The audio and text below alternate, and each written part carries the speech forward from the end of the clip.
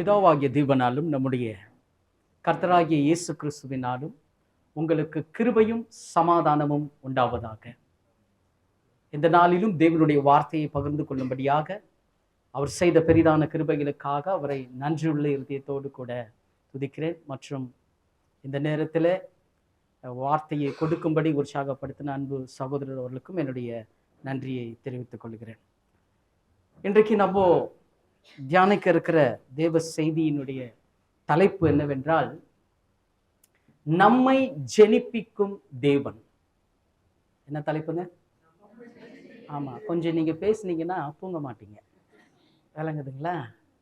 நம்மை ஜெனிப்பிக்கும் தேவன் என்ற தலைப்புல நம்ம இன்றைக்கு இந்த செய்தியை பார்க்க இருக்கிறோம். பாருங்க, ஜனங்கள் இன்றைக்கு எஸ்பெஷலி கிறிஸ்தவ சமுதாயம் எல்லாருமே இந்த வருகிற புதிய வருடம் ஏதேனும் ஒரு ஆசீர்வாதத்தை நம்முடைய வாழ்க்கையில செய்திராதா, சில நன்மைகள் நடக்காதா அப்படின்ற ஒரு எதிர்பார்ப்போடு கூட ஜனங்கள் இன்றைக்கு ஆலயத்தில் அமர்ந்து கொண்டிருக்கிறார்கள். நீங்களும் அப்படிதான் நினைக்கிறேன். ஒரு எதிர்பார்ப்போடு கூட தேவனுடைய ஆலயத்துல அமர்ந்திருக்கிறார்கள். இதுக்கெல்லாம் என்ன மூல காரணம் அப்படின்னு பார்த்தீங்கன்னா, ஏதேனும் ஒண்ணு இந்த புதிய ஆண்டுல நடந்துடாதா, மாறிடாதா அப்படின்ற ஒரு எதிர்பார்ப்போடு தான் சபைக்கு வரும். ஆனா நம்ம மறக்கிற ஒரு விஷயம் என்ன தெரியுமா? நம்ம எதிர்பார்ப்போட வரோம், ஆனா தேவனும் ஒரு எதிர்பார்ப்போட நம்ம மத்தியில இருக்கிறார். வருகிறவர்கள் இந்த ஆண்டில எப்படிப்பட்டவர்களா மாறுவாங்க அப்படின்றது தேவனுடைய எதிர்பார்ப்பு. பாருங்க, ஆசீர்வாதம்ன்ற ஒரு விஷயத்த தெளிவா புரிஞ்சுக்கிட்டோம்னா அது பின்னாடி ஓட மாட்டோம். ஏன்னா வேதம் தெளிவாய் நமக்கு கற்றுக் கொடுக்கிற ஒரு காரியம் என்னவென்றால், யாக்கோபு 1:17 நன்மையான எந்த ஈவையும் பூரணமான எந்த வரமும் பரத்தில் உண்டாகி ஜோதிகளின் பிதாவின் இடத்திலிருந்து இறங்கி வருகிறது, அவரிடத்தில் யாதொரு மாறுதலும் யாதொரு வேற்றுமையின் நிழலும் இல்லை. தேவன் எப்படிப்பட்டவர்னா, அவர் ஆசீர்வதிப்பது அவருக்கு பிரியம். நன்மையான எந்த ஈவும் பூரணமான வரம். நன்மையான ஈவுன்றது உலகத்துக்குரிய தேவை, பூரணமான வரம் என்றது ஆவிக்குரிய வாழ்க்கைக்கு தேவை. இது ரெண்டையும் எங்க உருவாகுதான்? பரத்தில் உண்டாகணும். ஆக்சுவலி இந்த உலகத்துக்குரிய தேவைகளை நம்ம தேடுறோம். எங்க தேடுறோம்னா உலகத்துல தேடுறோம். நம்முடைய சோர்ஸ், நம்ம எதை டிபெண்ட் ஆயிருக்கிறோம்னா உலகத்தை டிபெண்ட் ஆயிருக்கிறோம். உலகத்தின் தேவைக்கு நீங்கள் உலகத்தை டிபெண்ட் ஆனீங்கன்னா பரலோகத்திலிருந்து வரக்கூடிய நன்மை நமக்கு கிடைக்காதுங்க. அதனால்தான் இயேசு சொன்னார், முதலாவது தேவனுடைய ராஜ்யத்தையும் அவருடைய நீதியும் தேடுங்கள், மற்றவைகள் எல்லாம் உங்களுக்கு கூட கொடுக்கப்படும். அப்ப தேவனுடைய ராஜ்யம் எது? பரலோக ராஜ்யம் தான். அங்க தேவன் இருக்கிறார். அப்ப அவருடைய நீதி எது? அவர் விரும்புகிற பிரகாரம் வார்த்தையின் அடிப்படையில நம்ம வாழ்வது. புரியுதுங்களா? அப்போ வாக்குத்தத்த அட்டையானாலும் சரி, வாக்குத்தத்த செய்தியும் நம்முடைய வாழ்க்கையில ஆசீர்வாதம் கொண்டு வந்துடாது. அப்படி ஒரு எண்ணம் இருந்தால் தயவு செய்து மாத்திங்க. ஆனால் நீங்கள் கேட்கிற வார்த்தையின்படி நீங்கள் உங்களை ஒப்பு கொடுத்து வாழும்போது ஆசீர்வாதத்தை நீங்கள் பெற்றுக்கொள்வீர்கள். ஆசீர்வாதம் என்பது நிபந்தனைகளுக்கு உட்பட்டது. தேவன் ஒரே ஒரு நிபந்தனை தான் வச்சிருக்கிறார். என்ன தெரியுமா? கீழ்ப்படி. திருவசனத்தை கேட்கிறவர்களாய் மாத்திரமல்ல, அதன்படி செய்கிறவர்களா இருக்கணும். அப்படி செய்கிறவர்களா மாறிட்டா போதுங்க. மாற்றம் வேணும், மாற்றம் வேணும்னா மாற்றம் வராது. நீங்கள் மாறினால்தான் உங்கள் வாழ்க்கையில மாற்றம் வரும். இல்லை என்றால் எல்லாம் ஏமாற்றம் தான். புரியுதுங்களா? அப்போ இந்த புதிய ஆண்டுல நம்ம பிரவேசிக்க போற, இன்னும் கொஞ்சம் மணி நேரத்துக்குள்ள நம்ம பிரவேசிக்க போற அந்த புதிய ஆண்டுல தேவன் எதிர்பார்க்கிற மிக முக்கியமான ஒரு காரியம் என்னவென்றால், நாம் நம்முடைய நிலை என்ன என்பதை அறிந்து புரிந்து இந்த புதிய ஆண்டுக்குள்ள போகணும். நிறைய நேரம் நம்ம என்ன நினைச்சுக்கிறோம்னா, கிறிஸ்தவ ஜீவியம் என்பது ரட்சிக்கப்பட்டு ஞானஸ்நானம் எடுத்து தேவனுடைய ராஜ்யத்துக்காக நம்ம பிரயாசப்பட்டு ஓடுறதுன்னு நினைச்சிட்டு இருக்கிறோம். ஆனா முக்கியமான ஒரு விஷயத்த நம்ம மறந்துட்டோம். அதை நான் படிக்கும் போதுதான் எனக்கே தோணுச்சு, அப்போ நம்ம எவ்வளவு பெரிய விஷயத்த நம்ம மறந்துட்டு இருக்கிறோம், எவ்வளவு பெரிய சத்தியத்தை நம்ம வேதத்துல நம்ம கவனிக்காம விட்டு இருக்கிறோம். நிறைய பேருடைய ஆவிக்குரிய ஜீவியம் இன்னும் கட்டப்படலை. உலக பிரகாரமான ஆசீர்வாதமான காரியத்துல இன்னும் செழிப்பு வரல. என்னன்னா இதான் காரணம். who we are, நாம் யார் என்பதை நாம் அறிந்து கொள்ளவில்லை. அதுதான் இது நீடைய பிரச்சனைக்கு காரணம். சரி, இன்றைக்கு வசனம் வாசிக்க தேவையில்ல, நானே வாசித்துறேன், பிரிண்ட் அவுட் எடுத்துட்டு வந்துட்டேன். அதனால செய்தியை விடுதலையோடு கூட கேளுங்கள். இதற்கு ஆதாரமாக 1 பேதுரு 1ஆம் அதிகாரம் 4வது வசனம் வாசிக்கிறேன். அவர் இயேசு கிறிஸ்து மரித்தோரிலிருந்து எழுந்ததினாலே அழியாததும் மாசற்றதும் வாடாததும் ஆகிய சுதந்திரத்திற்கேதுவாக ஜீவனுள்ள நம்பிக்கை உண்டாகும்படி தமது மிகுந்த இரக்கத்தின்படியே நம்மை மறுபடியும் ஜெனிப்பித்தார். நம்மை மறுபடியும். இந்த அனுபவத்துல நீங்க போயிருக்கிறீங்களா? இந்த அனுபவத்தை கேள்விப்பட்டிருக்கிறீங்களா? இந்த அனுபவத்துக்குள்ள நம்ம இருக்கிறோமா? இதெல்லாம் நம்ம கேட்டுக்கணும். அதனால இன்னைக்கு ஒரு 3 கேள்வியை நான் ஆதாரமா வச்சு இந்த செய்தியை கொண்டு போறேன். முதலாவது கேள்வி என்னன்னா, ஜெனிப்பிக்கப்படுதல் என்றால் என்ன? ஜெனிப்பிக்கப்படுதல் என்றால் என்ன? இரண்டாவது, நாம் ஜெனிப்பிக்கப்பட்டு உள்ளோம் என்பதற்குரிய நிச்சயம் என்ன? நாம் ஜெனிப்பிக்கப்பட்டு உள்ளோம் என்பதற்குரிய நிச்சயம் என்ன? மூன்றாவது, ஜெனிப்பிக்கப்பட்டவர்களுக்கு செயல்பாடு என்ன? ஜெனிப்பிக்கப்பட்டவர்களுக்குரிய செயல்பாடு என்ன? இந்த 3 கேள்வியை வச்சு ஆதாரமா பார்க்கும்போது ஒரு காரியத்தை நம்ம தெளிவா இன்னைக்கு தேவன் நமக்கு விளக்கி காண்பிப்பார். என்னன்னா, தேவன் ஜெனிப்பித்து நம்ம இந்த புதிய ஆண்டுல நம்மை வைக்க போகிறார். நம்மை உருமாற்றம் செய்து நம்மை தேவனுடைய ஜெனிப்பித்தலோடு கூட இந்த புதிய ஆண்டுல நம்ம பிரவேசிக்க போகிறோம். சரியா? சோ முதலாவது கேள்வி, ஜெனிப்பிக்கப்படுதல் என்றால் என்ன? உங்களுக்கு தெரிஞ்சதை சொல்லுங்க பார்ப்போம். ஜெனிப்பிக்கப்படுதல்னா என்ன? உருவாகுதல், பிறக்கிறது. ஆக்சுவலா 2 வார்த்தை மூல மொழியில அதுக்கு பயன்படுத்தி இருக்கிறாங்க, ஜெனிப்பிக்கப்படுதல் என்ற வார்த்தை. முதலாவது வார்த்தை என்னன்னா ஜீனாஹோ, GENAHO, ஜீனாஹோ. இந்த ஜீனாஹோ அப்படின்னா என்ன அர்த்தம்னா, born again or born of God, தேவனால் பிறந்தவர் அல்லது மறுபடியும் பிறந்தவர் அப்படின்னு அர்த்தம். ஜெனிப்பித்தல் அப்படின்னா என்னன்னா, மறுபடியும் பிறந்தவர் அல்லது தேவனால் பிறந்தவர். இன்னொரு வார்த்தை பயன்படுத்துறாங்க, யாலெட் அப்படின்ற ஒரு வார்த்தை, YALAD, யாலெட் அப்படின்னா என்னன்னா, தேவன் தரப்புல சொல்ற ஒரு வார்த்தை.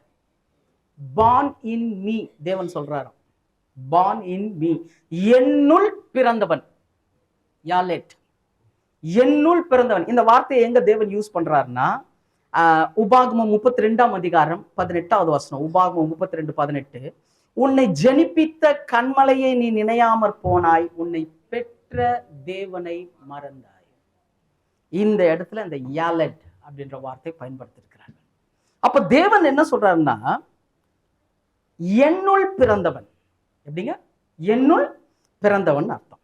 அப்போ ஜெனிப்பிக்கப்படுதல் என்றால் என்ன அப்படின்னு அந்த கேள்விக்கு பதில் என்னவென்றால், தேவன் தன் குமாரனுக்குரிய உரிமையை நம்மிடத்தில் செயல்படுத்துவது.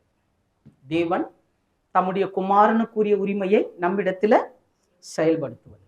அதனால்தான் பாருங்க, கிறிஸ்தவ ஜீவியம் என்பது மறுபடியும் பிறக்கிற ஒரு அனுபவம். மறுபடியும் பிறக்கிற, நம்ம மறுபடியும் பிறக்கிறதுனா எதை எடுத்துப்போம்? ஞான ஸ்நானம் எடுத்துப்போம். ஆக்சுவலா இயேசு கிறிஸ்து ஒரு இடத்துல பேசுறாரு. நிக்கோதேமுன்ற ஒரு பெரிய ஒரு ஸ்காலர், தோரா மாஸ்டர், அவர் தோராவை ஜனங்களுக்கு சொல்ற ஒரு வேத பாரகர், இரவு நேரத்துல இயேசுவை பார்க்க வர்றாரு. பார்க்க வந்து கேட்கிறாரு, நீங்க எவ்வளோ விஷயங்களை ஆழமா நீங்க சொல்றீங்க, தேவனால நீங்க வரலன்னா இந்த காரியத்தெல்லாம் என்ன பண்ண முடியாது, பேச முடியாது அப்படின்றாரு. அப்போ இயேசு அவர்கிட்ட சொல்ற ஒரே விஷயம் என்ன தெரியுமா? யோவான் 3ஆம் அதிகாரம் 3வது வசனம், இயேசு அவனுக்கு பிரதியுத்தரமாக, ஒருவன் மறுபடியும் பிறவாவிட்டால் தேவனுடைய ராஜ்யத்தை காண மாட்டான் என்று மெய்யாகவே மெய்யாகவே உனக்கு சொல்லுகிறேன். இந்த வார்த்தை நல்லா கூர்ந்து கவனிக்கணும். ஒருவன் மறுபடியும் பிறவாவிட்டால் தேவனுடைய ராஜ்யத்தை என்ன பண்ண மாட்டானா? காண மாட்டான். அதுலயே 5வது வசனத்துல இயேசு மறுபடியும் சொல்றாரு, இயேசு பிரதியுத்தரமாக, ஒருவன் ஜலத்தினாலும் ஆவியினாலும் பிறவாவிட்டால் தேவனுடைய ராஜ்யத்தில் பிரவேசிக்க மாட்டான். தேவனுடைய ராஜ்யத்தில் பிரவேசிக்க மாட்டான் என்று மெய்யாகவே மெய்யாகவே நான் உனக்கு சொல்லுகிறேன். அப்ப நல்லா கவனிக்கணும், இது ஒரு ஆவிக்குரிய காரியத்தை கர்த்தராகிய இயேசு கிறிஸ்து கற்றுக் கொடுக்கிறார். நம்ம இந்த ஒரு விஷயத்த போக்கஸ் பண்ணல, ஏன்னா இதை குறிச்சு ரசலோட டாக்டரின்லயும் இல்லை. அவருடைய எல்லா வால்யூமையும் எடுத்து செக் பண்ணியாச்சு. கிட்டத்தட்ட 110 வால்யூம் எடுத்து பார்த்தா இந்த ஜெனிப்பிக்கப்படுதலை குறித்து ரசல் என்ன பண்ணல, அவ்வளவு மோர் தென் டீடைல்ஸ் அதுல இல்லை.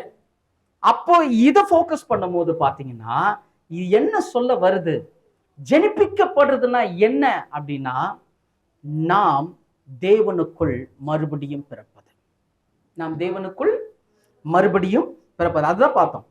நீங்கள் மறுபடியும் பிறவாவிட்டால் தேவனுடைய ராஜ்யத்தை என்ன பண்ண மாட்டீங்க, காண மாட்டீங்க.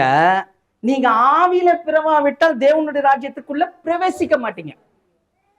காண மாட்டோம், பிரவேசிக்க மாட்டோம். எது எது இல்லைன்னா, மறுபடியும் பிறக்கலன்னா, ஆவியில பிறக்கலன்னா தேவனுடைய ராஜ்யமே இல்லை. இப்ப யோசனை பண்ணி பாருங்க, நம்ம ரட்சிக்கப்பட்டு ஏதோ ஒரு பரிசுத்த ஜீவன் ஜீவிக்கணும்னு சொல்லிட்டு நம்முடைய ஓட்டத்தை நம்ம ஓடிட்டு இருக்கிறோம். ஆனா மெயின் ரீசன் என்னன்னா, நாம் மறுபடியும் பிறக்கணும். மறுபடியும் ஜெனிப்பிக்கப்படுகிற அந்த அனுபவத்துக்குள்ள வரதா தான் எங்க போக முடியும், தேவனுடைய அந்த ராஜ்யத்துக்குள்ள போக முடியும்னு சொன்னவர் யாரு, இயேசு. இயேசு கிளியரா சொல்லிட்டு யோவான் 3ஆம் அதிகாரம் 6வது வசனத்துல சொல்றாரு, மாம்சத்தினால் பிறப்பது மாம்சமா இருக்கும், ஆவியினால் பிறப்பது ஆவியா இருக்கும். அப்ப இங்க என்ன சொல்ல வர்றாருன்னா, 2 விஷயத்தை காட்டுறாரு. ஜலத்தினால் பிறப்பது, ஆவியினாலே பிறப்பது. புரியுதுங்களா? அது வாஸ்து பார்த்தீங்கன்னா அங்க வரும். இப்போ மாம்சத்துல பிறக்கிறது என்னன்னா ஒரு அடையாளம், அதுதான் ஞான ஸ்நானம். இந்த சரீரத்துல நம்ம என்ன பண்றோம், ஞான ஸ்நானம் எடுக்கிறோம். ஞான ஸ்நானம் எடுக்கும் போது அந்த ஜலத்துல நம்ம முங்கி எழும்பும் போது ஒரு உடன்படிக்கை. என்ன உடன்படிக்கை? நான் என்னுடைய ஜீவியத்தை முழுசா யார் கையில கொடுத்துட்டேன், கர்த்தராகிய இயேசு கையில ஒப்பு கொடுத்துட்டேன். ஜீவ பலியாய் ஒப்பு கொடுத்து விட்டேன் அப்படின்னு சொல்லிட்டு அர்ப்பணிக்கிற அர்ப்பணிப்பு. இது ஆவியில மாம்சத்துல நடக்கிற, இது ஜலத்தினாலே பிறக்கிறது. ஆவியில பிறக்கிறது என்னன்னா புதிதாக்கப்பட்ட புது சிருஷ்டியின் அனுபவம். ஆனாதான் யோவான் சொன்னாரு, நான் உங்களுக்கு ஜலத்தினால ஞானஸ்நானம் கொடுக்கிறேன், என்னில் பெரியவர் வருவார், அவர் எதுல கொடுப்பாரு, பரிசுத்த ஆவியினாலே உங்களுக்கு ஞானஸ்நானம் கொடுப்பாரு. அப்ப அந்த பரிசுத்த ஆவி ஞானஸ்நானம்ன்றது என்னன்னா, நம்ம புது சிருஷ்டியின் அனுபவத்துக்குள் போவது. சகோதர சகோதரி, ரொம்ப முக்கியம். தேவனுடைய ராஜ்யத்துக்குள்ள கலந்துக்கணும், தேவனுடைய ராஜ்யத்துக்காக பிரயாசப்படுற நம்ம இந்த மறுபடியும் பிறக்கிற அனுபவத்துக்குள்ள நம்ம போகணும். இந்த மறுபடியும் பிறக்கிற அனுபவத்துக்குள்ள போல நான் தேவனுடைய ராஜ்யத்தை பார்க்கவும் முடியாது, பிரவேசிக்கவும் முடியாது. இயேசு கிளியர் என்ன பண்ணிட்டாரு, சொல்லிட்டார். இந்த ஒரு கோட்பாட தேவன் மனுக்குலத்துக்கு வகுத்து வச்சது மாத்திரமல்ல, குமாரனுக்கு இது தேவைப்பட்டுச்சு. இயேசு கிறிஸ்து எப்படிப்பட்டவருங்க, அவர் பரிசுத்த ஆவியினாலே உற்பவித்தவர், பரிசுத்தமானவர். ஆனா அவர் கூட என்ன பண்ணணும் தெரியுமா, ஜெனிப்பிக்கப்படணும். குமாரன் கூட ஜெனிப்பிக்கப்படணும்னு சொல்லிட்டு தேவன் ஒரு சட்டத்தை வச்சிருந்தார். அப்போஸ்தலர் 13ஆம் அதிகாரம் 32வது வசனம். அப்போஸ்தலர் 13:32 வாசிக்கிறேன். நீர் என்னுடைய குமாரன், இன்று நான் உன்னை ஜெனிப்பித்தேன் என்று 2ஆம் சங்கீதத்துல எழுதியிருக்கிறபடியே. அப்ப முன்னாடியே சொல்லிட்டாங்க, இயேசு என்ன பண்ணோம், ஜெனிப்பிக்கப்படணும். அவர் யாரு, தேவனுடைய குமாரன். ஆனா இந்த பூமியில ஒரு மனுஷனா வந்ததுனால மனுஷருக்கு நியமிக்கப்பட்டது என்னன்னா, மறுபடியும் பிறக்கணும், ஜெனிப்பிக்கப்படணும். இது தேவனுடைய திட்டம். இது இயேசுவும் கீழ்ப்படிந்து இயேசுவும் என்ன பண்ணப்பட்டாரு, ஜெனிப்பிக்கப்பட்டார். அதனால்தான் அப்போஸ்தலர் 13ஆம் அதிகாரம் 33வது வசனம் இப்படியாய் சொல்லுகிறது, இயேசுவை எழுப்பினதினாலே தேவன் தம்முடைய பிதாக்களுக்கு அருளி செய்த வாக்கு தத்தத்தை அவர்களுடைய பிள்ளையாகிய நமக்கு நிறைவேற்றினார் என்று நாங்கள் உங்களுக்கு சுவிசேஷமாய் அறிவிக்கிறோம். அப்ப இயேசு கிறிஸ்துவுக்குள்ள எப்படிப்பட்ட இது வாக்கு தத்தம், மறுபடியும் பிறக்கிறது என்னது, வாக்கு தத்தம். ஏன்னா யாருக்கு பிள்ளையா மாறுறோம், தேவனுக்கு மகனாக மகளாக மாறுறோம். இது வாக்கு தத்தம். இந்த வாக்கு தத்தத்தை போறதுக்கு இயேசுவுக்கும் அந்த அந்த ஒரு காரியத்தை என்ன பண்ணார், தேவன் நியமித்து வச்சிருக்கிறாரு. அவருடைய அடிச்சுவடுகளை பின்பற்றுகிற நமக்கும் இந்த ஜெனிப்பிக்கப்படுகிற அனுபவத்துக்குள்ள போகணும். புரியுதுங்களா, விளங்குதுங்களா? இந்த விஷயத்தை நம்ம மாத்திக்கிட்டாலே இந்த பூமியில நீங்கள் எவைகளை தேடுகிறீர்களோ சுலபமா பெற்றுக்கொள்ளலாம். சுலபமா என்ன பண்ணலாம்? பெற்றுக்கொள்ளலாம். கூர்ந்து கவனிங்க. அப்போ ஜெனிப்பிக்கப்படுதல் என்றால் என்ன? முதல் கேள்விக்கு பதில் நாம் ஆவியிலே மறுபடியும் பிறப்பது. நாம் ஆவியிலே மறுபடியும் பிறப்பது. ஜெனிப்பிக்கப்படுதல் என்பது தேவனால் நாம் மறுபடியும் பிறப்பது. இது எப்ப நடக்குது? ஞானஸ்நானம் எடுத்த பிறகு நம்முடைய வாழ்க்கையில வரக்கூடிய அந்த மாற்றம், தேவனோடு கூட நமக்கு இருக்கக்கூடிய அந்த உறவின் ஐக்கியம். சோ ஜெனிப்பிக்கப்படுதல் என்றால் என்ன? நாம் மறுபடியும் பிறப்பது, ஆவியில பிறப்பது, தேவனுடைய பிள்ளை, தேவனாலே பிறப்பது. சரி, இப்ப இரண்டாவது கேள்வி, நாம் ஜெனிப்பிக்கப்பட்டுள்ளோம் என்பதற்குரிய நிச்சயம் என்ன? இப்போ நம்ம தேவனால பிறந்திருக்கிறோம், ஜெனிப்பிக்கப்பட்டிருக்கிறோம் அப்படின்ற ஒரு கான்பிடன்ஸ் வந்துச்சு. ஏன்னா நம்ம சத்தியத்தை ஏற்றுக்கொண்டோம், இயேசுவை ஏற்றுக்கொண்டோம், ஞான ஸ்நானம் எடுத்து தேவனுடைய ஆலயத்துல என்ன பண்ணிட்டு இருக்கிறோம்? உட்கார்ந்து கொண்டிருக்கிறோம். இப்போ நாம் ஜெனிப்பிக்கப்பட்டுள்ளோம் என்பதற்கு நிச்சயம் என்ன? எல்லாருக்கும் அந்த கேள்வி இருக்குல்ல, நான் ஜெனிப்பிக்கப்பட்டனா படலையா? இருக்குதா இல்லையா? எல்லாம் தெளிவா தான் இருக்கிறீங்க. ஆனா ஜெனிப்பிக்கப்பட்டிருக்கிறோம். இதுதான் தீர்மானத்துல முதல் தீர்மானமே இதுதான், விசுவாச அறிக்கை. புரியுதுங்களா? நம்ம ஜெனிப்பிக்கப்பட்டு இருக்கிறோம். நாம ஜெனிப்பிக்கப்பட்டோம் என்பதற்குரிய நிச்சயம். நிச்சயம் என்ன அப்படின்னு பாத்தீங்கன்னா, ஆக்சுவலா இது தேவனாலே பிறக்கிற ஒரு அனுபவம், மறுபடியும் பிறக்கிற ஒரு அனுபவம். உலகத்துல பிறப்பின் கோட்பாடுன்னு ஒண்ணு இருக்கு. பிறப்பின் கோட்பாடு அதுதான் சொல்லுவாங்க, ஜெனடிக் சீட் டிரான்ஸ்ஃபர்மேஷன் சொல்லுவாங்க. அதாவது மரபணு விதை உருவாக்கம் அல்லது வளர்ச்சி. ஒரு சந்ததி எப்படி பெருகுதுன்னா, ஒரு தகப்பனுடைய ஜீவ அணுக்கள் மூலமாக ஒரு ஜீவன் உருவாகுது. புரியுதுங்களா? ஒரு தகப்பனுடைய ஜீவ அணுக்களாலே ஒரு ஜீவன் உருவாகுது. இதுதான் பர்த் தியரின்னு சொல்றாங்க, பிறப்பினுடைய கோட்பாடு. அப்போ நம்ம தேவனால பிறந்திருக்கிறோம் அப்படின்னா, வேதம் நம்ம எப்படி பிறந்திருக்கிறோம், நீ பிறந்து இருக்கிறேன்றதுக்கு என்ன ஆதாரம்? ஃபார் எக்ஸாம்பிள், நான் என்னுடைய அப்பா மாதவன்றவர் என்னுடைய அப்பா, நான் மாதவனுடைய மகன் அப்படின்றதுக்கு நான் அவருடைய ஜெனட்டிக்ல வந்திருக்கிறேன். புரியுதுங்களா? நான் அவருடைய ஜெனட்டிக்ல வந்திருக்கிறேன். இப்ப தேவனுடைய பிள்ளைகள், தேவனால பிறந்தவங்கன்னா, இப்ப நம்ம யாருடைய ஜெனட்டிக்ல இருக்கணும்? தேவனுடைய ஜெனட்டிக்ல இருக்கணும். அந்த தேவனுடைய ஜெனட்டிக் எது அப்படின்னு பாத்தீங்கன்னா, 1 பேதுரு 1ஆம் அதிகாரம் 23வது வசனம். 1 பேதுரு 1:23, அழிவுள்ள வித்தினாலே அல்ல, என்றென்றைக்கும் நிற்கிறதும் ஜீவன் உள்ளதுமான தேவ வசனமாகிய அழிவில்லாத வித்தினாலே மறுபடியும் ஜெனிப்பிக்கப்பட்டிருக்கிறீர்களே. அழிவில்லாத வித்தினாலே, தேவ வசனமாகிய அழிவில்லாத வித்தினாலே மறுபடியும் ஜெனிப்பிக்கப்பட்டு இருக்கிறீர்களே.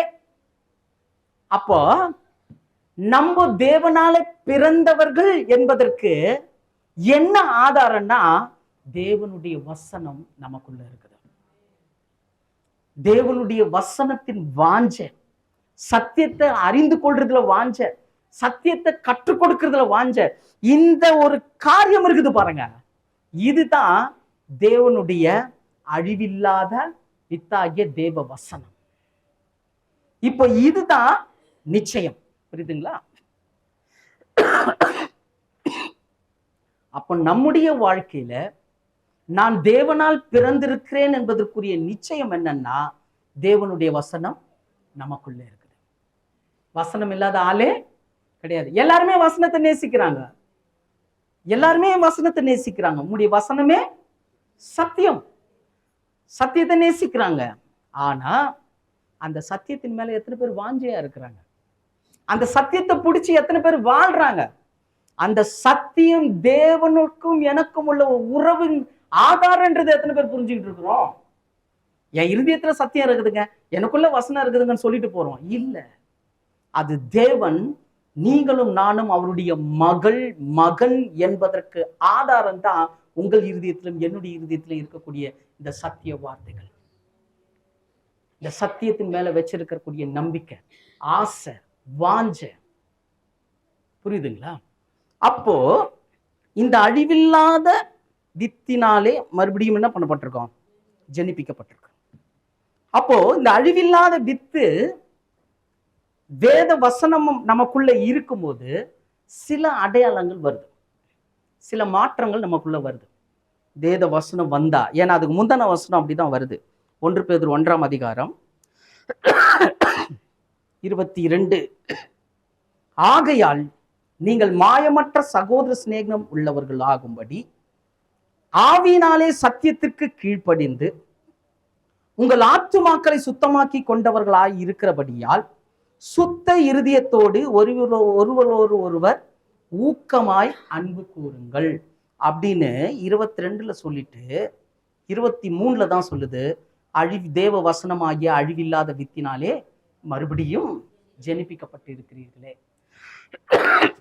சகோதர சகோதரி, தெளிவாய் நம்ம புரிந்து கொள்ள வேண்டிய காரியம் என்னவென்றால், இந்த தேவனுடைய தேவ வசனமாகிய அழிவில்லாத இந்த வித்து நமக்குள் வரும்போது இந்த வசனத்துல ஒரு 4 காரியத்தை கோட் பண்ணி காட்டுறாங்க.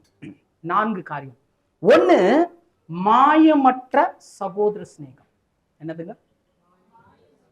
அப்போ சத்தியம் என்கின்ற தேவனுடைய அழிவில்லாத அந்த ஜீவன் நமக்குள்ளே இருந்தா ஃபர்ஸ்ட் ஆஃப் ஆல் என்ன வருதுங்க? மாயமற்ற சகோதர சிநேகம். பாருங்க சகோதர சகோதரி, நாம் எல்லாரும் சகோதர சகோதரிகளா இருக்கிறோம். சில விஷயங்கள்ல கருத்து வேறுபாடு வரலாம், ஏன் பல விஷயத்துல கூட நம்மளுக்கு என்ன ஆகலாம்? கருத்து வேறுபாடு வரலாம். ஆனா அன்பு மாறக்கூடாது. புரியுதுங்களா? கருத்து வேறுபாடு எல்லாருக்கும் வரும். ஆனா அதே நேரத்துல வெறுத்தும் என்ன பண்ணக்கூடாது? ஒதுக்கிடவும் கூடாது, இன்னொருத்தர் தரப்புறாவும் பேசிடவும் கூடாது. அது ரொம்ப முக்கியம். அப்போ தேவன் என்ன சொல்றாருன்னா, இந்த வசனம் அழிவில்லாத வித்தாகிய இந்த வசனம் உள்ள இருந்தா மாயமற்ற சகோதர சிநேகம் வந்துருமா? மாயமற்ற சகோதர சிநேகம் வந்துடும். 2வது, ஆவியினாலே சத்தியத்திற்கு கீழ்ப்படிவாங்க. மாம்சீகத்துல இல்ல, ஆவியினாலே. அப்போ ஆவியினாலே சத்தியத்துக்கு கீழ்ப்படுகிறது என்றால் என்ன? வசனத்தை கேட்கிறோம், உடனே என்ன பண்றோம்? மார்க் போடுறோம்.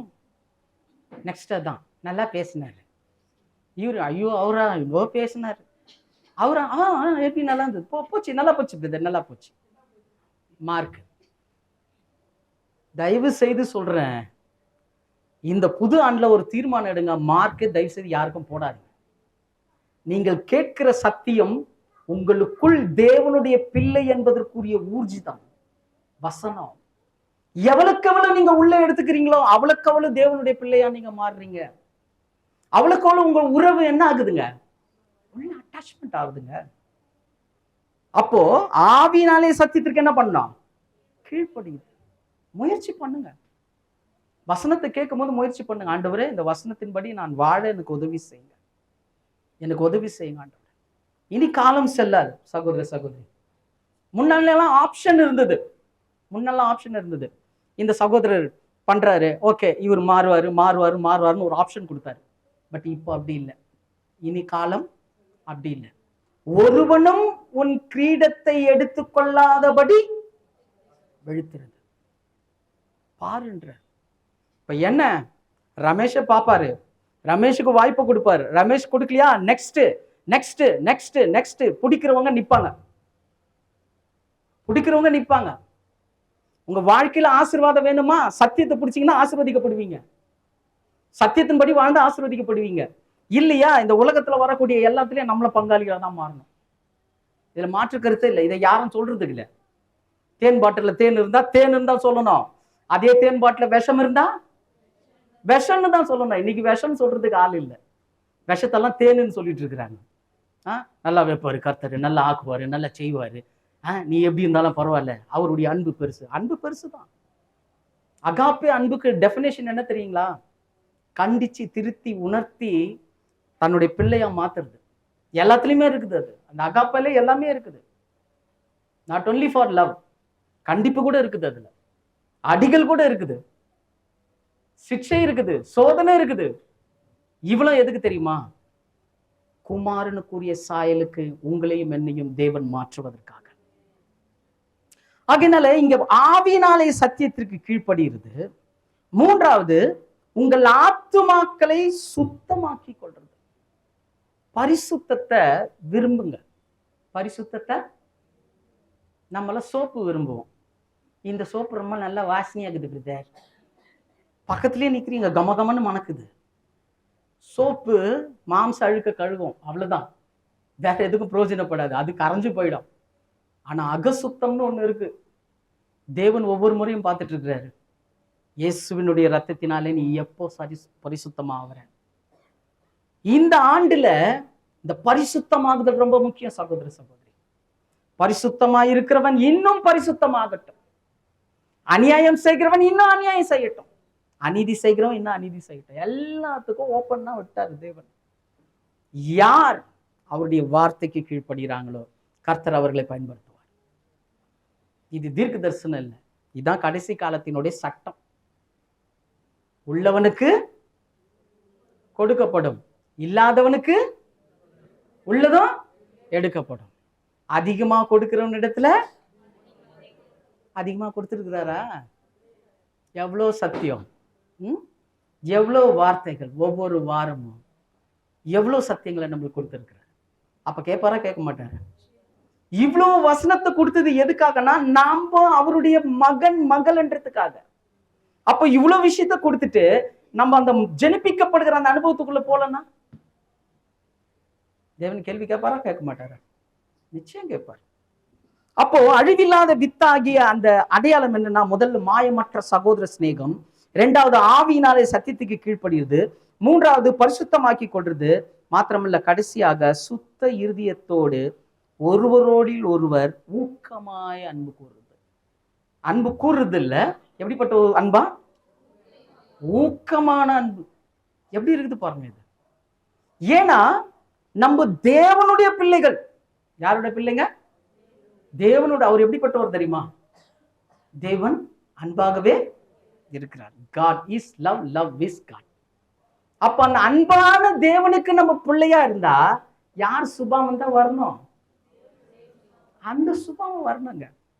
அந்த சுபாவம் தான் மாயமற்ற சகோதர சிநேகம், ஆவியினாலே சத்தியத்துக்கு கீழ்ப்படுகிறது, சுத்தமாக்கி கொள்றது, ஊக்கமாய் அன்பு கூறுறது. புரியுதுங்களா? அப்போ ஒரு விஷயத்தை நம்ம தெளிவா புரிஞ்சுக்கணும்.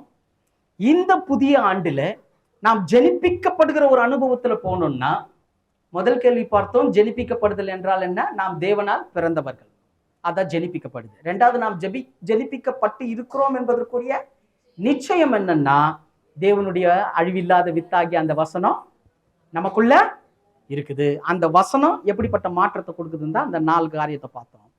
அதனாலதான் யோவான் 1:13 வசனம் சொல்லுது. யோவான் 1:13, அவர்கள் இரத்தத்தினாலாவது மாமிச சித்தத்தினாலாவது புருஷருடைய சித்தத்தினாலாவது பிறவாமல் தேவனாலே பிறந்தவர்கள். தேவனாலே பிறந்தவர்கள். அப்ப நல்லா புரிஞ்சுங்க, லிட்டரலா இந்த உலகத்துல நம்ம பிறந்திருக்கிறோம். ஒரு மாம்சீக தாய் தகப்பன்மாருக்கு நம்ம பிறந்திருக்கிறோம். ஆனா கிறிஸ்தவம் என்பது, சத்தியம் என்பது, நாம் மறுபடியும் தேவனால் பிறக்க வேண்டும். நாம் மறுபடியும் தேவனால் பிறக்க வேண்டும். அது புருஷருடைய சித்தத்தினாலேயோ ரத்தத்தினாலேயோ இல்ல, மாம்ச சித்தத்தினாலே இல்ல, தேவனாலேயே பிறக்கணும்னா அப்ப தேவனுடைய அழிவில்லாத வித்தாகிய அந்த வேத வசனம் நமக்குள்ள எவ்வளவு முக்கியம் வாய்ந்ததா இருக்கு. அப்போ ஒவ்வொரு நாளும் இந்த சத்தியத்தை தேடுறதுல, சத்தியத்தை தியானிக்கிறதுல, சத்திய வசனங்கள் மேல வாஞ்சை எவ்வளவுக்கு எவ்வளவு வருதோ அவளுக்கு அவ்வளவு தேவனுடைய பிள்ளைகள் என்றதை நீங்க இந்த உலகத்துல நிச்சயப்படுத்தி கொள்ளுங்க. இந்த உலகத்துல இருக்கக்கூடிய ஒரு பணக்காரனுக்கு பிள்ளையா பிறந்தா நம்ம என்ன சொல்றோம்? பா, இவருக்கு பெரிய பிள்ளை. நான் அடிக்கடி சொல்றது உண்டு. நானும் ஒரு நண்பர் ஒரு முறை ஒரு சூப்பர் மார்க்கெட் போயிருந்தோம். அப்போ ஒரு ஆடி கார் ஒன்று வந்து நின்றுது. சடனாக அந்த கார்லேருந்து இறங்கி ஒரு பையன் வந்தான். அங்கே இருக்கிற நாங்களாம் ரேட்டு பார்த்துன்னு இருக்கிறோம், எவ்வளோ ரேட் இருக்குது, ரேட் கார்டு எடுத்து ஒன்று ஒன்றா பார்த்துன்னு இருக்கிறோம் ஜூம் பண்ணி. அந்த பையன் அங்கேருந்து வந்தான், அவங்க டாடிக்கு பின்னாடியே வந்தார். இதுன்னா கேட்கறதெல்லாம் வாங்கி கொடுத்துட்டாரு அவங்க அப்பா. எல்லாம் பண்ணாங்க, டக் டக்குன்னு பில்லு போட்டாங்க, எல்லாம் பண்ணாங்க, எல்லாம் கொடுத்துட்டு போயிட்டாங்க. என் கூட வந்த நண்பர் சொன்னார், அடுத்த ஜென்மன்னு ஒன்று இருந்தா இவருக்கு நான் பிள்ளையா பிறக்கணும். நான் சொன்னேன், அடுத்த ஜென்மத்தில் அவர் பிச்சைக்காரனா பிறந்தேன் என்ன பண்ணுறேன்? ஐயா உனக்கு நல்ல வார்த்தையே வராது அவன் வாயிலன்னு. நல்ல வார்த்தை வரும், வா. இவரு எவ்வளவு நாளைக்கு இருப்பாரு? ஆனால் சாவாமை உள்ள தெய்வம் நம்முடைய தேவன், பிதாவாகிய தேவன், ஏக சக்கராதிபதி, அண்டங்களை ஆளுகிறவர், சர்வ வல்லமை உள்ள தேவன் நம்முடைய தகப்பன். அவர் விட்டுருவாரா? கை விட்டுருவாரா? பிரச்சனையில விட்டுருவாரா? போராட்டத்துல விட்டுருவாரா? இல்ல சகோதர சகோதரி. ஏன் பிரச்சனையிலையும் போராட்டத்திலையும் துன்பத்திலையும் துக்கத்திலையும் ஏன் நமக்கு அனுமதிக்கிறாருன்னா, அவர் பார்வையில நம்ம இல்லாம இல்ல, அவர் பார்வைக்குள்ள இருக்கிறோம்னு அர்த்தம். ஹலோ, புரியுதுங்களா? அவர் பார்வைக்குள்ள இருக்கணும். ஏன் தெரியுங்களா? இந்த உலகத்துல நம்ம நியாயம் தீர்க்க போகிறவர்கள். அப்போ எல்லா எக்ஸ்பீரியன்ஸும் நம்மளுக்கு என்ன ஆகணும்? வரணும். 4 பேர் நம்மளை அவமானப்படுத்தினாதான் அப்ப நம்ம நியாயஸ்தானத்துல நிற்கும் போது ஒருத்தன் வந்து சொல்லுவோம், ஐயா என்னை இப்படி அவமானப்படுத்துறானோ. அவமானம் தானே நானும் போட்டிருக்கேன், எனக்கு தெரியும். பசினால வருதுறோம். ஏன்? நாளைக்கு பசியில வருந்தும் போது சொல்லுவோம், பசி எவ்வளவு கொடுமைன்னு எனக்கு தெரியும், இந்தா வாங்கிக்கும். புரியுதுங்களா? அப்ப தேவனுடைய ராஜ்யத்துல நீங்களும் நானும் உட்பிரவேசிக்கிறோம் பார்க்கணும்னா தேவனாலே நம்ம மறுபடியும் பிறக்கணும். அந்த தேவனால மறுபடியும் பிறக்கிறதுக்குரிய அந்த ஒரு மூல ஆதாரமே தேவனுடைய வசனம். அது நமக்குள்ள இருக்குதா? அதுக்கு நம்ம இன்னும் எவ்வளவு முதலிடம் கொடுக்குறோம்? வேத வாசிப்புக்கு எவ்வளவு முதலிடம் கொடுக்குறோம்? குடும்பமா வேதம் வாசிக்கணுங்க. குடும்பமா ஜெபிக்கிறது மாத்திரம் போதாது, குடும்பமா வேதம் வாசிக்கணும். ஏதாவது ஒரு டாபிக்கை வச்சு டிஸ்கஸ் பண்ணுங்க ஃபேமிலியில. ஒவ்வொரு வாரம் ஒவ்வொரு நாளும் ராத்திரி வேலையில ஒரு வசனம், கேலண்டர்ல இருந்து ஒரு வசனம் எடுத்துக்கங்க, அதை குறித்து டிஸ்கஸ் பண்ணுங்க. உங்க பிள்ளைங்கிட்ட கேளுங்க, இந்த வசனம் உனக்கு என்ன தோணுது, இதுக்குரிய வியாக்கியானம் என்ன, சொல்லுங்க. இப்படி பண்ணி பாருங்க. அடுத்த பிரசங்க 6 வயசுல உங்க பிள்ளைங்களா தான் இருப்பாங்க. என்னங்க இருப்பாங்களா இருக்க மாட்டாங்களா? அப்ப நம்ம தானே ட்ரைனிங் கொடுக்கணும். நம்ம தானே இந்த வசனம் தாங்க நம்ம தேவனுடைய பிள்ளைன்றதுக்குரிய ஆதாரம்.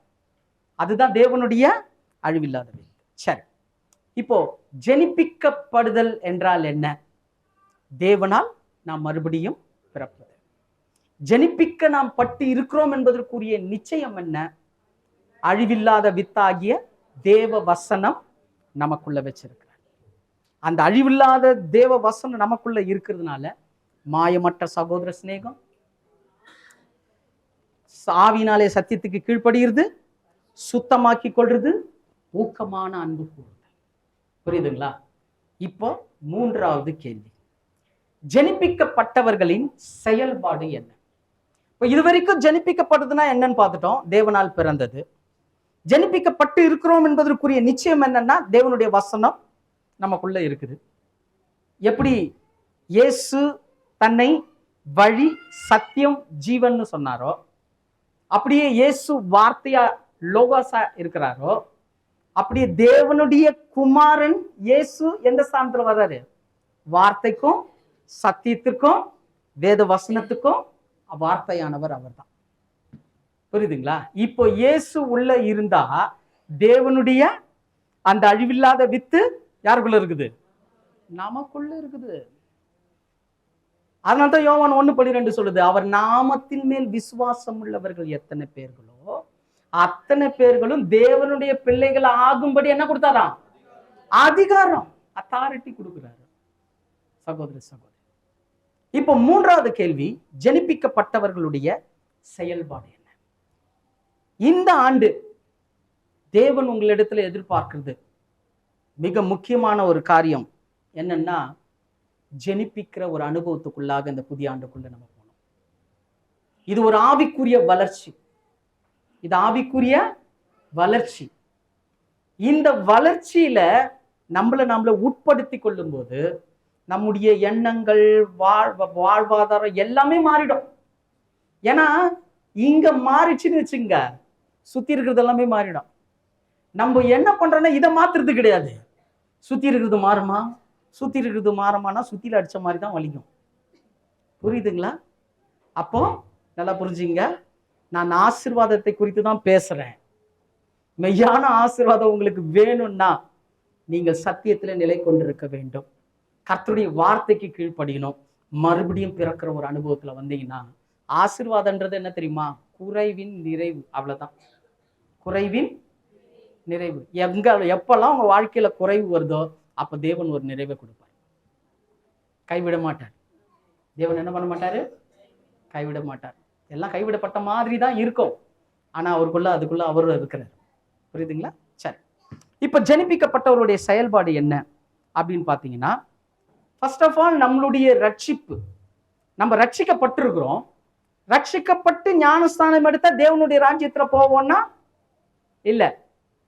இது அவசியம்தான். ஆனா அதுக்கு நடுவுல என்ன முக்கியம்னு பார்த்துட்டு இருக்கிறோம். இப்போ சொல்லுங்க, எது முக்கியம்? ஜெனிப்பிக்கப்படுறது முக்கியம். ஏன்னா இயேசு கிளியரா சொல்லிட்டார், ஜெனிப்பிக்கப்பட்டு நீ மறுபடியும் பிறவாவிட்டால் தேவனுடைய ராஜ்யத்துல போக மாட்ட. ஆவியில பிறவாவிட்டால் தேவனுடைய ராஜ்யத்தை காணவும் மாட்டேன். அப்போ ரட்சிப்பின் நோக்கம் என்ன? ஏன் நம்ம ரட்சிக்கப்பட்டிருக்கிறோம்? ஜென்ரலா நம்ம என்ன சொல்றது தெரியுமா? ஐயா சொன்னாரு, அம்மா சொன்னாரு, இவங்க சொன்னாங்க, அவங்க சொன்னாங்க, நான் ரட்சிக்கப்பட்டுட்டேன். சிலர்லாம் சாட்சி சொல்லுவாங்க. இப்படிதான் சாட்சி சொல்லுவாங்க. நல்ல விஷயம் தான். ஒருத்தர் மூலியமா தான் நம்ம ரட்சிப்புக்குள்ள வரும். ஆனா வேதம் என்ன சொல்லுதுன்னா, தீத்து 3ஆம் அதிகாரம் 5வது வசனம், நாம் செய்த நீதியின் கிரியைகளின் நிமித்தம் அவர் நம்மை ரட்சியாமல் தமது இரக்கத்தின்படியே மறுஜென்மம் முழுக்கினாலும் பரிசுத்த ஆவியினுடைய புதிதாக்குதலினாலும் நம்மை ரட்சித்தாராம். ஏன் நம்ம ரட்சிக்கப்பட்டிருக்கிறோம்? 2 விஷயம். ஒண்ணு, தேவனுடைய இரக்கம். இவன் ரொம்ப நல்லவன், இவன் ரொம்ப நல்லவ, இவளை நான் ரட்சிக்கிறேன், இவனை நான் ரட்சிக்கிறேன்னு சொல்லல. நம்முடைய நீதியின் கிரியை நிமித்தம் ரட்சிக்கல. இரக்கத்தின்படியே, தேவனுடைய இரக்கம். நம்மளாம் ரட்சிக்கப்பட்டிருக்கிறோம்னா தேவனுடைய இரக்கம். ஏன்னா நமக்கு கிடைச்ச ரட்சிப்பு யாருக்கு இல்ல? நம்ம பக்கத்து வீட்டுலக்காரங்களுக்கு இல்ல, எதிர் வீட்டுலக்காரங்களுக்கு இல்ல. ரோட்ல போய் நின்று பாருங்க, தெரியும். அப்ப நம்ம எவ்வளவு விசேஷமானவர்கள். தேவன் தம்முடைய இரக்கத்தினால என்ன பண்ணி இருக்கிறாரு? ரட்சிப்பை கொடுத்திருக்கிறார். இது மறுஜன்ம முழுக்கினாலும், அதுதான் ஞானஸ்நானம். 2வது, பரிசுத்த ஆவியினுடைய புதிதாக்குதலினாலும். இப்ப ரட்சிக்கப்பட்டுட்டோம், மறுஜன்ம முழுக்க எடுத்துட்டோம், பரிசுத்த ஆவியினால புதிதாக்கப்பட்டிருக்கிறோமா? அதுதான் ஜெனிப்பிக்கப்படுகிற அனுபவம். அப்ப ஏன் நம்ம ரட்சிக்கப்பட்டிருக்கிறோம்னா, இந்த பரிசுத்த ஆவியினுடைய புதிதாக்குதல் நமக்குள்ள வரணும். தேவனுடைய பிள்ளையா நம்ம மாறுறது மாத்திரமல்ல, நம்முடைய காரியங்களை தேவன் பரிசோதிக்கிறார். நம்முடைய காரியங்களை தேவன் என்ன பண்றாரு?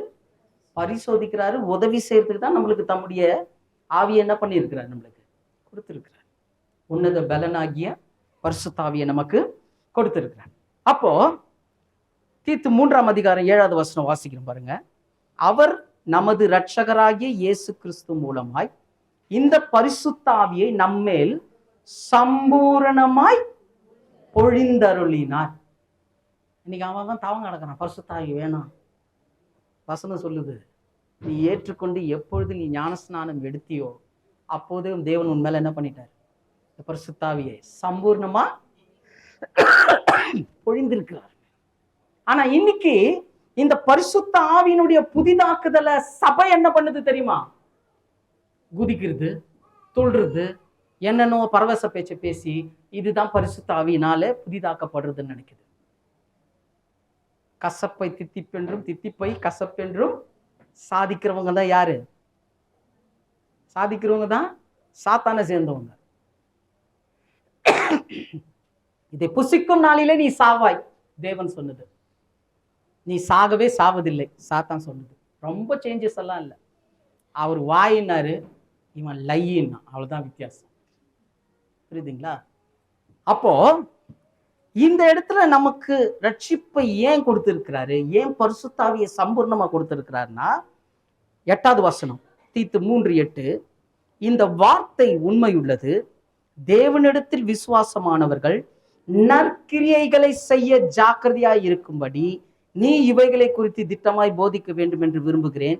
இவைகளே நன்மையும் மனுஷருக்கு பிரயோஜனமானவைகள். இன்னைக்கு இந்த புது வருஷத்துல என்ன எதிர்பார்க்குறீங்க? ஏதாவது ஒண்ணு பிரயோஜனமா என்ன பண்ணலாம் சொல்லுங்க. ஒண்ணுமே வேணாவா? அவ்வளவு நல்லவங்களா நீங்க? அடேங்கப்பா. ஏதோ ஒண்ணு நடக்கணும்னு வரும். ஆனா உண்மையிலே பிரயோஜனம் என்ன தெரியுமா? கர்த்தர் நமக்கு கொடுத்திருக்கிற அந்த பரிசுத்தாவின் புதிதாக்குதலினாலே நாம் மறுபடியும் பிறக்க வேண்டும். நற்கிரியைகளை செய்ய ஜாக்கிரதையாக இருக்கணும். சரி, இப்போ இந்த ஜெனிப்பிக்கப்பட்டவர்களுக்குரிய செயல்பாடு என்னன்னா, நம்முடைய ரட்சிப்பே பரிசுத்த ஆவிக்குரிய புதிதாக்குதல். புரியுதுங்களா? இப்ப இந்த புதிதாக்குதலுக்குரிய நடக்கை எப்படிப்பட்டது, அந்த செயல்பாடு எப்படிப்பட்டது அப்படின்னு பாத்தீங்கன்னா, வேதத்துல ஒரு 3 விஷயத்த கோட் பண்ணி காட்டுறாங்க. முதலாவது காரியம் என்னன்னு பாத்தீங்கன்னா, எபிரேயர் 1ஆம் அதிகாரம் 5வது வசனம். எபிரேயர் 1:5. எப்படி எனில், நீர் என்னுடைய குமாரன், இன்று நான் உம்மை ஜெனிப்பித்தேன் என்றும், நான் அவருக்கு பிதாவாயிருப்பேன், அவர் எனக்கு குமாரனாய் இருப்பார் என்றும் அவர் தூதர்களில் யாருக்காவது எப்போதாகிலும் சொன்னது உண்டா? சோ முதலாவது ஜெனிப்பிக்கப்பட்டவர்களுக்குரிய செயல்பாடு என்னன்னா, ஜெனிப்பிக்கப்பட்டவன் தேவனுடைய குடும்பத்தில் ஒரு அங்கம். ஹலோ, கர்த்தர் பழைய ஆண்டை முடித்து புதிய ஆண்டில நம்மை கொண்டு போய் சேர்த்த தேவனுக்கு கரங்களை வைத்து தேவனுக்கு ஸ்தோத்திரம் பண்ணுவோமா? ஸ்தோத்திரம், ஸ்தோத்திரம், ஸ்தோத்திரம், ஸ்தோத்திரம், ஸ்தோத்திரம். நன்றி தேவனே, நன்றி தேவனே, நன்றி தேவனே, உமக்கு நன்றி.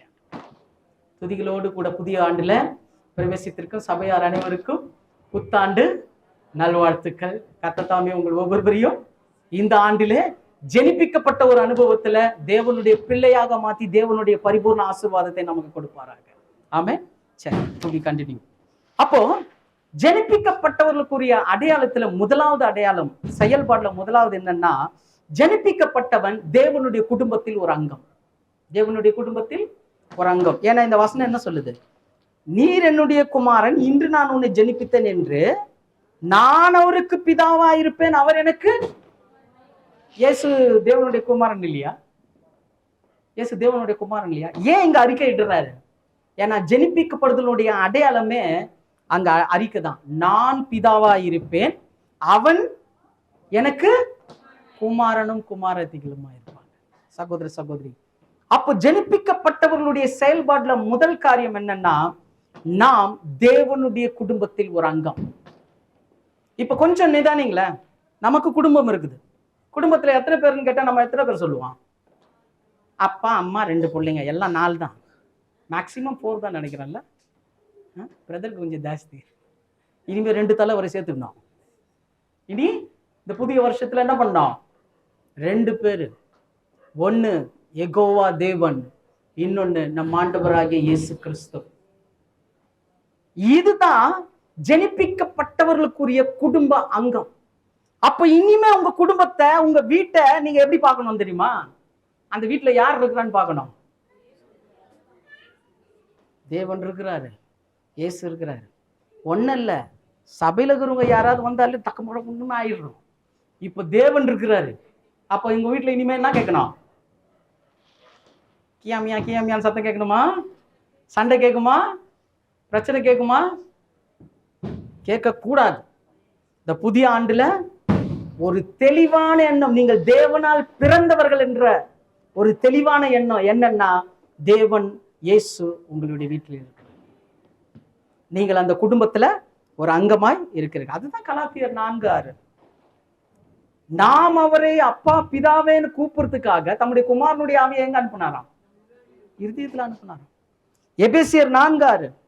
ஒரே தேவனும் ஒரே பிதாவும் நமக்கு உண்டு, அவர் எல்லோர் மேலும் எல்லோரோடும் உங்கள் எல்லாருக்குள்ளும் இருக்கிறவர். வசனம் பொய்யாகாதுங்க. வசனம் கிளியரா சொல்லுது, தேவன் உங்க கூட தான் இருக்கிறார். ஏன்னா நம்ம ஜெனிப்பிக்கப்பட்டிருக்கிறோம், தேவனுடைய மகனாக இருக்கிறோம். அவர் மாறல, என் பிள்ளைன்னு சொல்லிட்டு நம்ம வீட்டுல தான் இருக்கிறாரு. நம்ம தான் அவர் நம்ம வீட்டுல இருக்கிறாருன்னே நமக்கு தெரியல. இன்னைக்கு நீங்கள் ஜெனிப்பிக்கப்பட்டவர்களாய் இருக்கிறீர்கள். அறிந்து கொள்ளுங்கள், நீங்கள் தேவனுடைய குடும்பத்தை சேர்ந்தவர்கள். உங்கள் குடும்பத்திலே தேவன் வாசம் செய்கிறார். அவர் உங்களுக்குள்ளே உலாவி உங்களுடைய தேவனாய் உங்களுக்குள்ளே உலாவுகிறாய் இருக்கிறார். தெளிவா புரிஞ்சுக்கணும். அப்ப இனிமே வீட்டுல என்ன சத்தம் கேட்காத. டிவி சீரியல் சத்தம் கூட கேட்கக்கூடாது. ஹலோ, புரியுதா?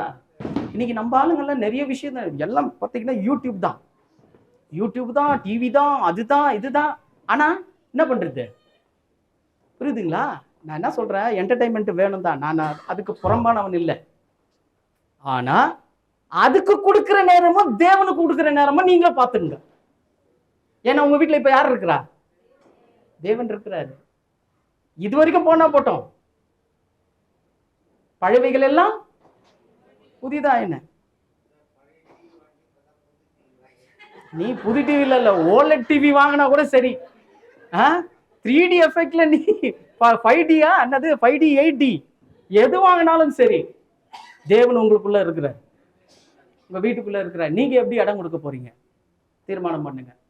ஜெனிப்பிக்கப்பட்டவர்கள், தேவன் ஜெனிப்பிக்கப்பட்டவர், தேவனால ஜெனிப்பிக்கப்பட்ட நம்ம தேவனுடைய குடும்பத்துல ஒரு அங்கமாய் இருக்கிறோம். அதனால்தான் 1 யோவான் 1ஆம் அதிகாரம் 3வது வசனம், 1 யோவான் 1:3, நீங்கள் எங்களோடு ஐக்கியம் உள்ளவர்களாகும்படி நாங்கள் கண்டும் கேட்டும் இருக்கிறதை உங்களுக்கு அறிவிக்கிறோம். எங்களுடைய ஐக்கியம் பிதாவோடும் அவருடைய குமாரனாகிய இயேசு கிறிஸ்துவோடும் இருக்கிறது. இன்னைக்கு இந்த குடும்ப ஐக்கியத்துல நம்ம வரணும் சகோதர சகோதரி. கொஞ்சம் யோசனை பண்ணி பாருங்களேன், உங்க வீட்டுல எவ்வளவு பிரச்சனை இருக்குது, எவ்வளவு ப்ராப்ளம் இருக்குது, இன்னைக்கு எவ்வளவு முட்டி மோதுறோம், வாழ்க்கையில முன்னேறதுக்கு எவ்வளவு முட்டி மோதுறோம். இன்னைக்கு உங்களுக்கு ஒரு நற்செய்தி, நீங்கள் ஜெனிப்பிக்கப்பட்டிருக்கிறீர்கள், உங்கள் குடும்பத்துல தேவன் இருக்கிறார். இனி உங்க பிரச்சனையை அவர் பார்த்துக்குவார். விசுவாசிக்கிறவங்க ஒரு ஆமேன்னு சொல்லுங்களேன். புரியுதுங்களா? விளங்குதுங்களா? இதுல தெளிவா இருக்கணும் பாருங்க சகோதர சகோதரி.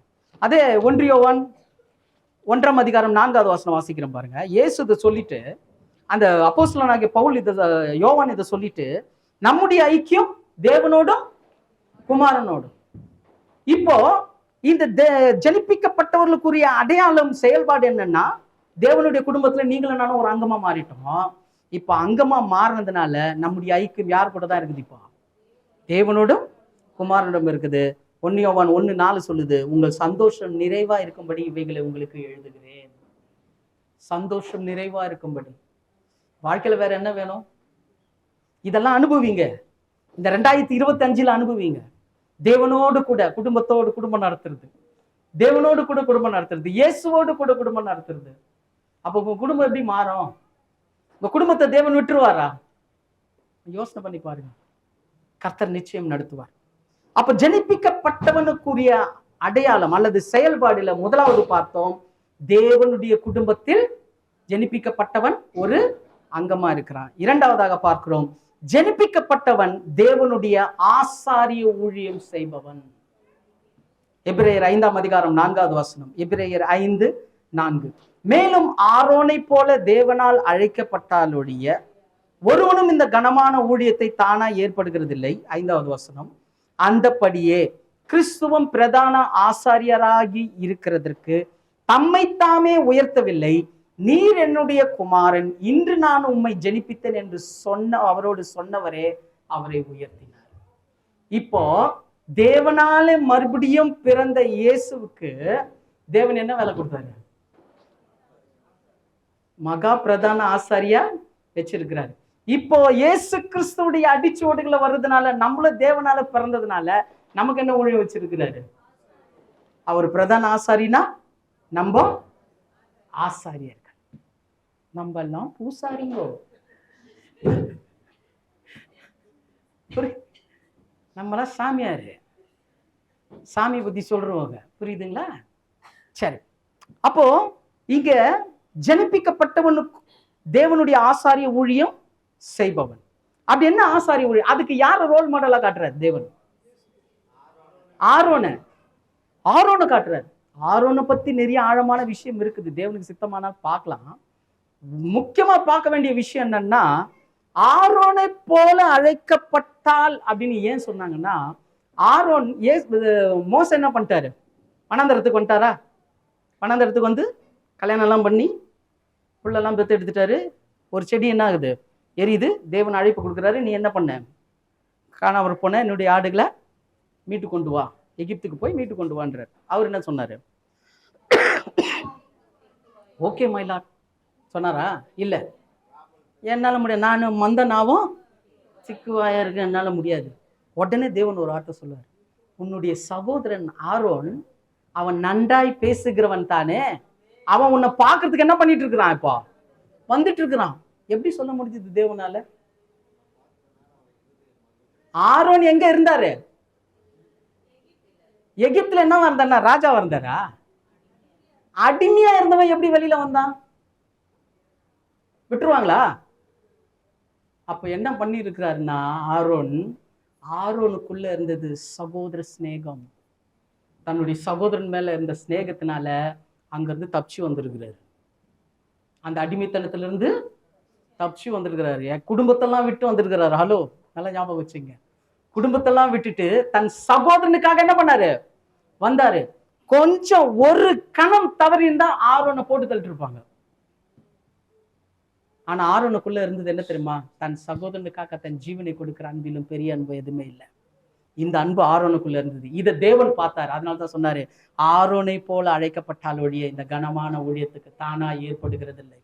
அப்ப ஆசாரிய ஊழியம்ன்றது என்னன்னா, நீ உன் சகோதரனுக்காக ஜீவனையே கொடுக்கக்கூடிய அளவுக்கு அந்த அன்பு இருக்கணும். அந்த அன்பு இருந்தா தான் சத்தியத்தை சத்தியமா நீ கொடுப்ப. புரியுதுங்களா? விளங்குதுங்களா? அப்ப உங்களை என்னமா ஏற்படுத்தி இருக்கிறாரு? ஆசாரிய ஊழியத்தை ஏற்படுத்திருக்க. அதனால்தான் ஆரோனுக்கு கொடுக்கப்பட்ட வேலை என்னன்னு பாத்தீங்கன்னா, யாத்ராகமம் 4ஆம் அதிகாரம் 15-16. யாத்ராகமம் 4ஆம் அதிகாரம் 15-16. நீ அவனோட பேசி அவன் வாயின் வார்த்தைகளை போடு, நான் உன் வாயிலும் அவன் வாயிலும் இருந்து நீங்கள் செய்ய வேண்டியதை உங்களுக்கு உணர்த்துவேன். அவன் உனக்கு பதிலாக ஜனங்களோட பேசுவான். இவ்விதமாய் அவன் உனக்கு வாயாயிருப்பான், நீ அவனுக்கு தேவனாயிருப்பாய். ஆரோனுடைய மிக முக்கியமான ஊழியம் என்ன தெரியுமா? தேவனிடத்திலிருந்து வார்த்தைய வாங்கின வார்த்தையை ஜனங்களுக்கு கொடுத்தான். புரியுதுங்களா? இன்றைக்கு நீங்களும் நானும் ஜனிப்பிக்கப்பட்டவர்களுக்குரிய அடையாளம் என்னன்னா, நீங்களும் நானும் தேவனால் பிறந்த நாம் தேவனுக்கு ஆசாரிய ஊழியம் செய்ய வேண்டும். நமக்கு வசனத்தை கொடுத்திருக்கிறாரு. அந்த வசனத்தை மற்றவங்களுக்கு கொடுக்குறோமா? ஆசாரியர்னு சொல்லிட்டு உக்காண்டிருந்தா யோசனை பண்ணி பாருங்க. இந்த புது ஆண்டுல மாறணும். தீர்மானம் பண்ணுங்க. ஒரு வசனம் ஒருத்தருக்கு நான் சொல்லுவேன்னு சொல்லி தீர்மானம் பண்ணுங்க. ஆண்டவரே, நான் ஆசாரியன், தெரிஞ்சோ தெரியாமல நான் ஜெனிப்பிக்கப்பட்ட அனுபவத்துக்குள்ள வந்துட்டு, ஆண்டவரே நான் என்ன பண்ணோம்? சத்தியத்தை சொல்றதுக்கு எனக்கு ஒரு வாய்ப்பு ஏற்படுத்தி கொடுங்கன்னு சொல்லி பாருங்க. சத்தியத்தை சொல்றதுக்கு மைக்கு ஸ்டேஜ் எல்லாம் தேவையில்லைங்க. நாவு ஒன்று இருந்தா போதும். இந்த நாவை வச்சு என்ன வேணாலும் பண்ணிடலாம். புரியுதுங்களா? பிரச்சனைன்னு வருவாங்க, சொல்லுங்க. தேவனுடைய அன்பை சொல்லுங்க, கிறிஸ்துவனுடைய அன்பை சொல்லுங்க. உங்க தூரத்து சொந்தத்துக்கு ஒரு வசனத்தை அனுப்புங்க. யோசிப்பான், என்னடா அது இவ்வளவு நாள் கழிச்சு போறான்னு, கடன் கேட்பானோ அப்படின்னு நினைப்பான். உங்களுடைய கடனை நிறைவேற்றுங்க. தேவனுடைய அன்பை குறித்து சொல்லுங்க. சரி, அப்போ ஜனிப்பிக்கப்பட்டவர்களுக்குரிய அடையாளம் அல்லது செயல்பாடு என்ன என்ற மூன்றாவது கேள்விக்கு, முதலாவது, தேவனுடைய குடும்பத்தில் தேவனால் பிறந்தவன் ஒரு அங்கம். நம்முடைய குடும்பத்துல தேவன் இருக்கிறார். இரண்டாவது, ஜனிப்பிக்கப்பட்டவன் தேவனுடைய ஆசாரிய ஊழியம் செய்கிறவன். மூன்றாவதாக, ஜனிப்பிக்கப்பட்டவன் தேவனுடைய முதற்பலன். ஜனிப்பிக்கப்பட்டவன் தேவனுடைய முதற்பலன். யாக்கோபு 1ஆம் அதிகாரம் 18வது வசனம். யாக்கோபு 1:18. அவர் சித்தம் கொண்டு தம்முடைய சிருஷ்டிகளில் நாம் முதற்பலன் ஆவதற்காக நம்மை சத்திய வசனத்தினாலே ஜனிப்பித்தார். ஏன் நம்ம ஜனிப்பிக்கப்பட்டிருக்கிறோம்? ஏன் நம்ம தேவனால் பிறந்திருக்கிறோம்னா, அவர் சித்தம் கொண்டு தம்முடைய சிருஷ்டிகளில் நாம் முதற்பலன்கள் ஆவதற்கு. தேவனுடைய சிருஷ்டி இந்த உலகத்திலே இருக்குது. இந்த உலகத்திலேயே முதற்பலன் யாராம்? சொல்லுங்க. தேவனால் பிறந்த நம்ம தான். வாய் வார்த்தை வருதா பார்த்தீங்களா? அதான் வசனம் சொல்றது, உன் வாயை விரிவாய் தர நான் என்ன பண்ணுவேன்? ஆமா, நன்மை வேணும்னா தொற, வானம்னா மூடிங்கோ. புரியுதுங்களா? அப்போ ஜனிப்பிக்கப்பட்டவர்களுக்குரிய மூன்றாவது செயல்பாடு, ஜனிப்பிக்கப்பட்டவன் தேவனுடைய முதற்பலன். யாக்கோபு 1:19 கூட வாசிக்க பாருங்க. ஆகையால் என் பிரியமான சகோதரரே, யாவரும் கேட்கிறதற்கு தீவிரமாயும் பேசுகிறதற்கு பொறுமையாயும் கோபிக்கிறதற்கு தாமதமாயும் இருக்க கடவர்கள். 20வது வசனம், மனுஷனுடைய கோபம் தேவனுடைய நீதியை, ஆமாங்க, நிறைய நேரத்தில் நம்ம அப்படிதான் நினைக்கிறோம். நம்ம இப்படி பேசிட்டா, நம்ம இப்படி கோவப்பட்டுட்டா, இந்த காரியத்தை இப்படி மாத்திட்டா எல்லாம் நடந்துடும் நினைக்கிறோம். இல்லை, தேவனுடைய நீதின்னு ஒண்ணு இருக்கு. அந்த தேவனுடைய நீதி என்னன்னா, நம்ம யாருன்னு தெரிஞ்சுக்கணும். நம்ம யாருன்றதை தெரிஞ்சுக்கணும். நீங்களும் நானும் என்னவா இருக்கிறோம்? தேவனுடைய, சொல்லுங்க, முதற்பலன். இந்த முதற்பலன் தான் தேவனுடைய ராஜ்யத்துக்கு போக முடியாது, தெரியுமா உங்களுக்கு? வாசிங்க. ஏன்னா இது கிறிஸ்துவின் அடிச்சுவடுகளை நம்ம பின்பற்றி வரும். அப்ப கிறிஸ்து என்னவா இருக்கிறார்? 1 கொரிந்தியர் 15ஆம் அதிகாரம் 20வது வசனம். 1 கொரிந்தியர் 15:20. கிறிஸ்துவ மரித்தோரிலிருந்து எழுந்து நித்திரை அடைந்தவர்களின் முதற் பலனானார்.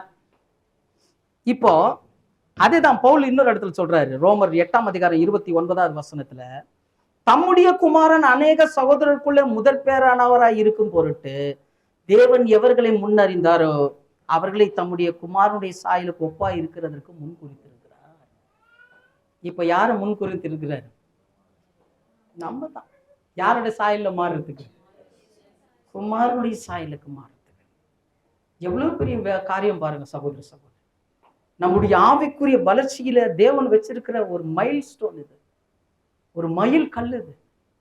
நம்ம எப்படி பார்க்கிறோம் தேவனை? ஏதோ நான் தேவனுடைய பிள்ளை, தேவனுடைய பிள்ளைன்னு சொல்றதுனால நான் தேவனுடைய பிள்ளை இல்லை.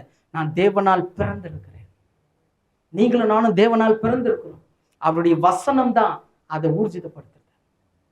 அந்த வசனத்தின் அடிப்படையில நம்ம வாழும்போது தேவனுடைய குடும்பத்துல நம்ம ஒரு அங்கமா மாறுறோம், தேவனுடைய ஆசாரியத்தின் ஊழியரா மாறுறோம். மாத்திரமல்ல, தேவனுடைய முதற் பலனாக நம்ம இருக்கிறோம்.